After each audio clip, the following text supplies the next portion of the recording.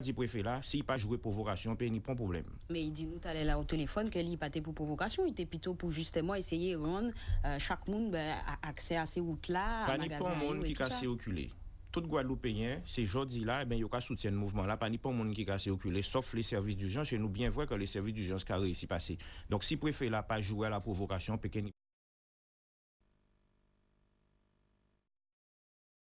qui lui aussi ne laisse passer aucune voiture et les riverains s'organisent. Cette ambulance fait le relais derrière le barrage. Ouais, d'accord. Merci beaucoup. On devait aller à Pointe-à-Pitre, je récupérais un malade patient en chirurgie vasculaire et puis il ne nous laisse pas passer, il nous dit qu'on a différents barrages, donc on fait demi-tour sur Bastère. Voilà. Donc là vous avez pris quelques personnes oui, ils nous ont demandé de prendre cette dame qui fait un malaise pour l'amener à l'hôpital rural de Capesterre, il n'y a pas de problème. Une situation que déplorent les responsables des sapeurs-pompiers. Il y a un point de blocage très dur à Sainte-Marie-Capesterre et que ce point de blocage nous empêche l'évacuation de victimes vers Pointe-à-Pitre ou l'acheminement de renforts incendie de Pointe-à-Pitre vers Capesterre. Donc c'est une situation pour nous extrêmement difficile à gérer qui est par ailleurs rendue encore plus complexe par des problèmes d'approvisionnement en eau sur la Grande Terre.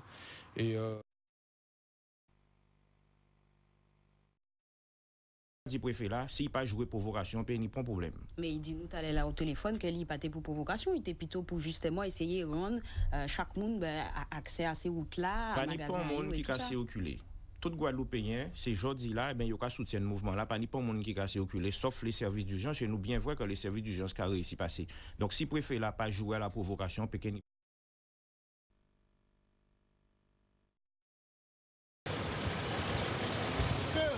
électronotique à l'intérieur du magasin. Il est 22h lorsque les pompiers sont appelés pour un incendie au carénage. Le magasin d'accastillage électronautique est en flammes. Mais impossible de se rendre à Pointe-à-Pitre par la rocade. Fais demi-tour, vite. Les secours sont pris à partie par des casseurs qui caillassent les véhicules incendies. Les pompiers doivent faire demi-tour et attendre l'appui des forces de l'ordre pour intervenir avec un minimum de sécurité.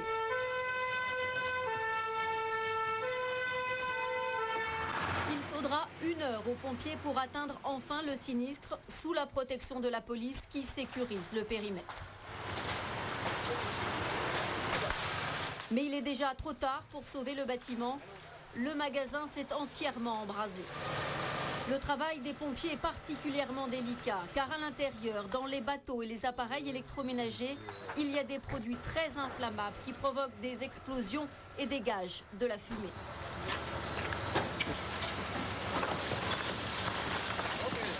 Les pompiers ont un impératif, éviter tout risque de propagation. Il n'est pas normal que des vies soient mises en danger. Je ne parle pas des pompiers, ils sont là, c'est leur travail, mais les risques de propagation d'un incendie comme celui-là sont énormes. On fait prendre des risques à toute une population qui n'a rien demandé à personne. Je crois qu'il faut vraiment que les esprits se calment. De la même manière, aujourd'hui, des VSAV, donc des véhicules transportant des blessés, des victimes, ont été empêchés de passer pour se rendre à l'hôpital.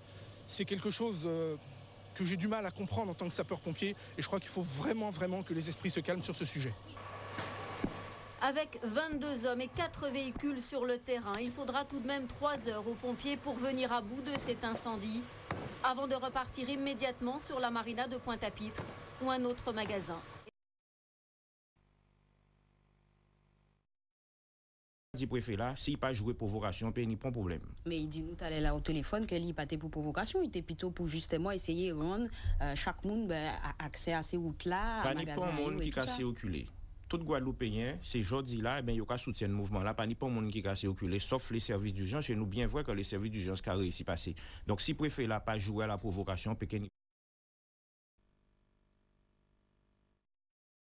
On avait beaucoup de problèmes à cause des barrages pour se déplacer. Du coup, certains établissements comme les établissements hospitaliers donc, sont en difficulté pour le personnel qui ne peut pas se rendre sur son travail, mais également les médecins donc, qui manquent de collaborateurs. C'est le problème à la clinique Pita à Bastère, comme le confirme le docteur France Gueye. Elle est interrogée par nos confrères de Bastère.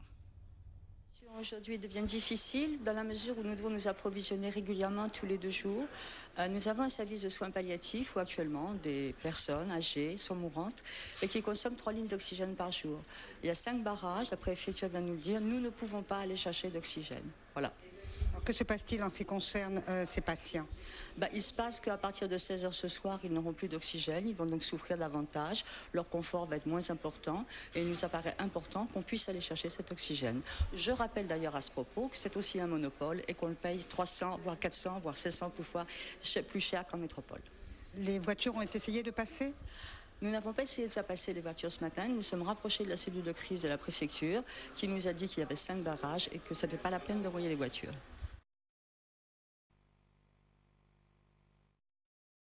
Les manifestants avaient érigé un barrage qui a été levé à la tombée de la nuit par les forces de l'ordre. Eh bien, maintenant, les forces de l'ordre ayant levé ce barrage, les manifestants ont érigé un nouveau barrage. Ça a été la même chose au rond-point de Montebello, où les forces de l'ordre sont en présence actuellement. Ils ont levé ce barrage du rond-point et quelques centaines de mètres plus loin, en face de la plage de Viard, à la frontière de Petit-Bourg et Goyave, eh bien, les manifestants ont érigé de nouveaux barrages et ces barrages ont été eux aussi enflammés. Alors vous voyez, ce soir, manifestants et forces de l'ordre se préparent à jouer au chat et à la souris. Les forces de l'ordre ont visiblement évacué la chaussée, vous pensez? Non, nous les avons laissés évacuer la chaussée. Il y a une nuance. Nous les avons laissés pour le moment, enlever la chaussée. Ça veut dire qu'après il y aura d'autres actions? Probablement, oui. Tant que nos revendications immédiates ne seront pas satisfaites, il y aura d'autres actions. Et tous ces cailloux témoignent de la réelle intention des manifestants d'en découdre avec les forces de l'ordre, même si d'autres membres du LKP sur place disent être en mesure de maîtriser tous les manifestants, notamment les jeunes. Les jeunes, on les maintient. Ça se comprend qu'ils en ont un peu ras-le-bol. Ça fait 3 semaines qu'on marche, qu'on tourne et qu'on n'avance pas. Vous pensez réellement que vous allez les maintenir durant la nuit? Ah ben écoutez, je suis désolé, les gendarmes aussi, il faut qu'ils rentrent chez eux. S'ils nous provoquent, ils ont un problème. Les jeunes, on les maintient. Ça se comprend qu'ils en ont un peu ras-le-bol. Ça fait 3 semaines qu'on marche, qu'on tourne et qu'on n'avance pas. Vous pensez réellement que vous allez les maintenir durant la nuit? Ah ben écoutez, je suis désolé, les gendarmes aussi, il faut qu'ils rentrent chez eux. S'ils nous provoquent, ils ont un problème. Ici à Montebello, tout laisse à penser qu'il sera bien difficile d'éviter tout débordement une fois la nuit tombée.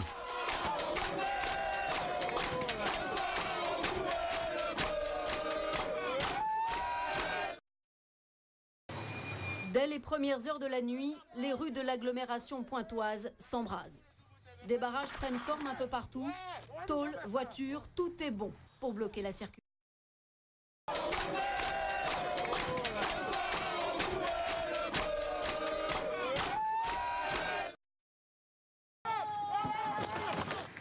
Ici à Chauvel, un petit groupe de jeunes surexcités érige une barricade de fortune, prenant par surprise les quelques automobilistes qui circulent.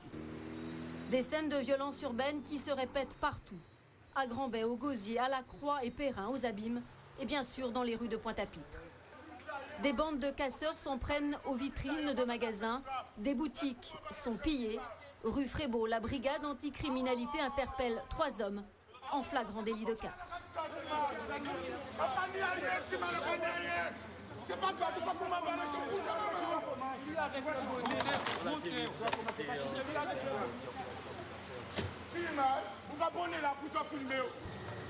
À Grand-Camp, les patrouilles de police découvrent des magasins aux rideaux défoncés. 4 individus sont interpellés alors qu'ils cambriolent. Parmi eux, ce garçon qui n'a que 11 ans, il n'a pas eu le temps de s'enfuir avec les autres. En fait, comme nous, c'est littéralement envie d'aller chercher. Mais il était avec les autres. Comme nous, 11 ans. Ces exactions se sont poursuivies jusqu'au petit matin dans la périphérie pointoise. Toutes commises par des bandes de casseurs qui ont profité de cette brusque poussée de tension pour laisser libre cours à leur violence.